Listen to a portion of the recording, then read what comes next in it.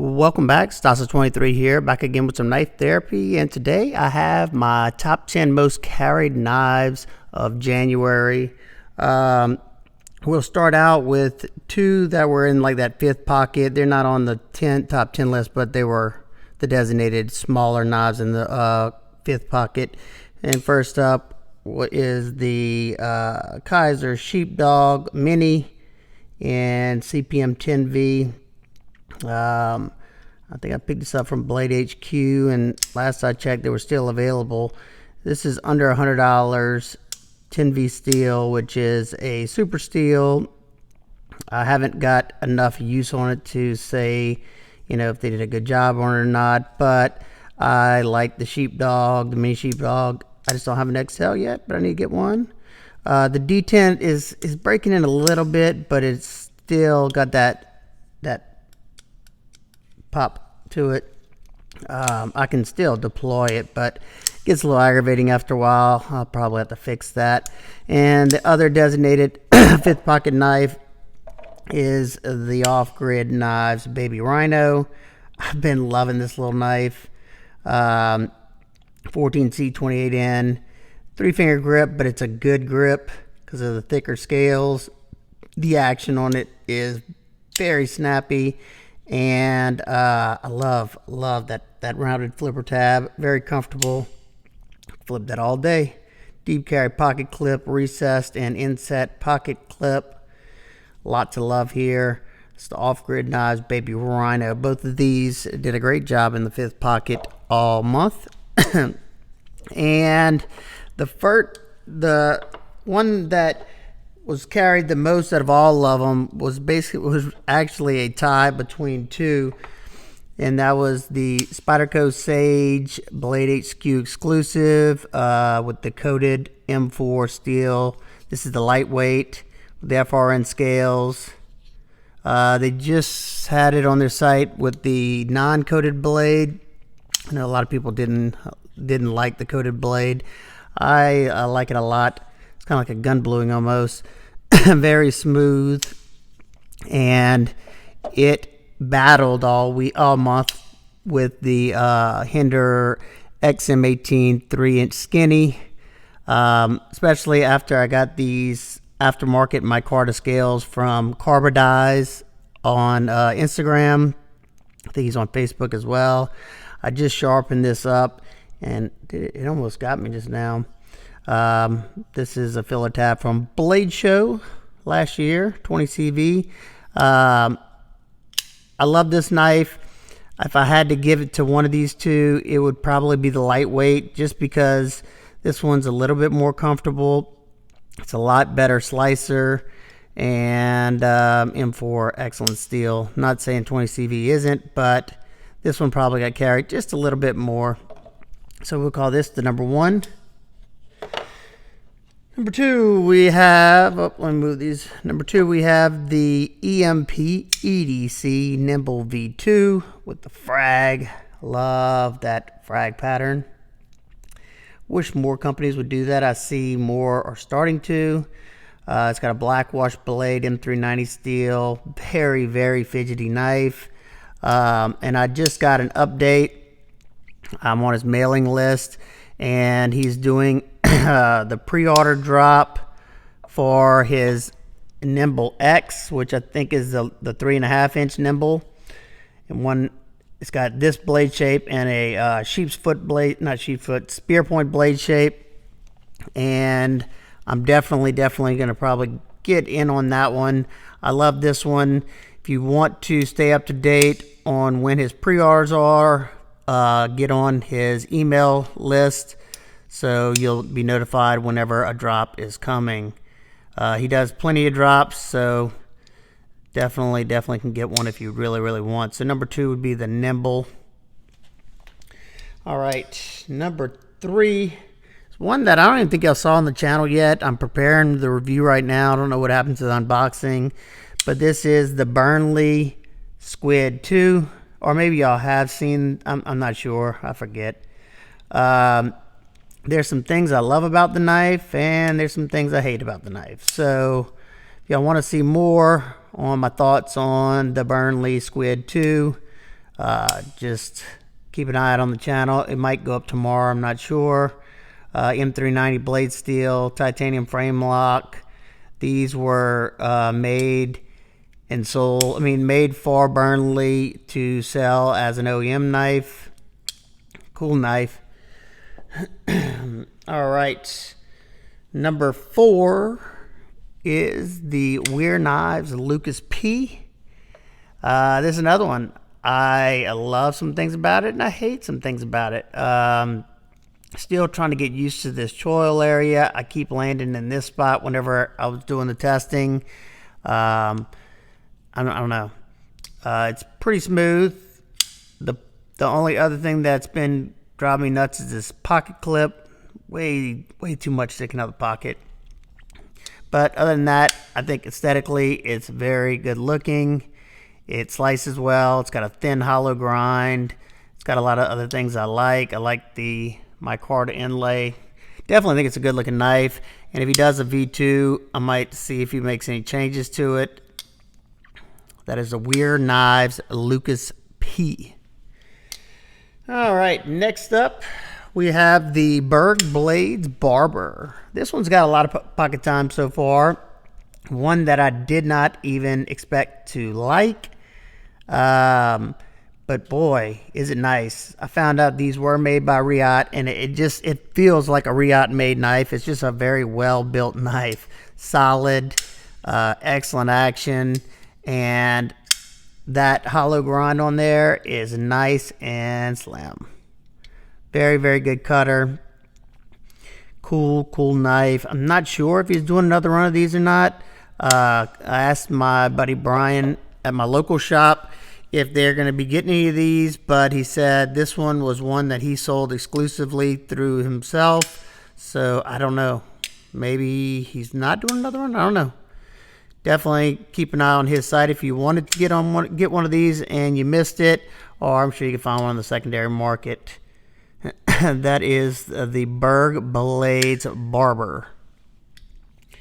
All right, next up is fairly new one to me, but I've been carrying it a whole bunch, and that is the CRK on Tanto S45VN. I started carrying this one a good bit just because I wanted to get a feel for whether or not this little tab was gonna bother me. So far, but I've been conscious of how I'm holding it. It hasn't been terrible because I put this finger right in front of it, and then this finger just wraps right in this little, there's like a little cutout right there, and it's good. But if I'm not paying attention and I grab where this finger, like if I'm choked back any and this finger hits right there, very, very uncomfortable. So we'll see if it becomes second nature just to grab right up here in the front or not. I like the knife overall. The lock bar is kind of stiff, but anytime I have a stiff lock bar, what I do is I use this part of my thumb and I just push it over real quick, break it off the lock bar, and it's much easier to deploy.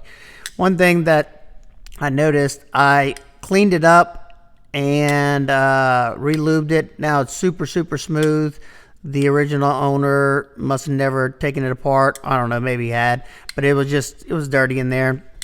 So once I cleaned it up, I must have not tightened down the pocket clip all the way, and I was like, wow, this thing is very smooth. And I was able to flick it out. I don't think, let's see. Oh, there you go. I was able to flick it out easy. And of course, I noticed, and this is a new one. I don't understand why they didn't fix it on this knife, but why? Why would you put the pocket clip on the lock bar? Makes no sense whatsoever. He just fixed what the Sebenza 31 by canting it off the lock bar, because this thing's got a good bit of pressure to it and it's pushing on the lock bar. So that is also pushing down. Look, as you can see, it's pushing down, still sitting on that lock bar. So you have the pressure of the lock bar and you have the pressure of the pocket clip, creating more force to make it harder to open and close. because it was a noticeable difference whenever I had it loosened up and it wasn't all the way sitting on the lock. Definitely an easy fix. If anybody knows how to remove this over travel disc, let me know. I don't know if you have to grab it with something and just turn it or what, because there's no head on either side. Whenever I open it up, I want to be able to take some pressure off this lock bar. We'll see. That is the Chris Reeve Knives Zon. All right, next two are budget blades that I've been enjoying a whole bunch, and the first one is the Civivi Altus. Man, this is a good budget knife right here. Nitro V steel, button lock, and just look at this. I mean, this thing's gotten smoother and smoother, and the action is so addictive. The other night I was doing this in bed, and my wife gave me that stank eye, like she wanted to grab it out of my hands and stab me in the eyeball with it. Nice deep carry pocket clip, very lightweight, perfect size for my hands, my medium-sized hands. Just a good knife. Started the testing. Oh, got some gunk on it already. Started the testing the other night, and after I do the giveaway knives, I will probably put the review of this up. So stay tuned for both of those. That is the Civivi Altus. All right, another one that I enjoy a lot, and that is the Kizer T1. This is a newer version with the black canvas micarta and where's it at? 154 cm blade steel. I rave about Kizer's 154 cm. They do an excellent job with it, at least on all the knives I've ever tested with it. Very smooth. The detent is a little stout, but it works perfect. I mean, just put your thumb on there. Watch, I'm just going to barely put my thumb and it comes flying out once you break that detent. And also, I have a discount code from Mojave Outdoors. If you want to pick one of these up, you get 10% off. So, why not? They're only like 80 bucks. Definite cool knife. No frills, just a good knife. That is the Kizer T1. All right, next knife. I got mixed feelings about it. I love some things once again, and I don't understand certain things, but that is the Serge Panchenko EDC. Yep, that's the name, EDC. I love the aesthetics of the knife. This thing is ridiculously smooth. Very fidgety for me, and I love whenever, especially when you have a thumb hole opener right there, whenever you slow roll it, it just feels like there's no resistance whatsoever. That's the case here. This is a chunky knife. Look at that. Very chunky, weighty. Not the best slicer, but I don't know. Some days I love it.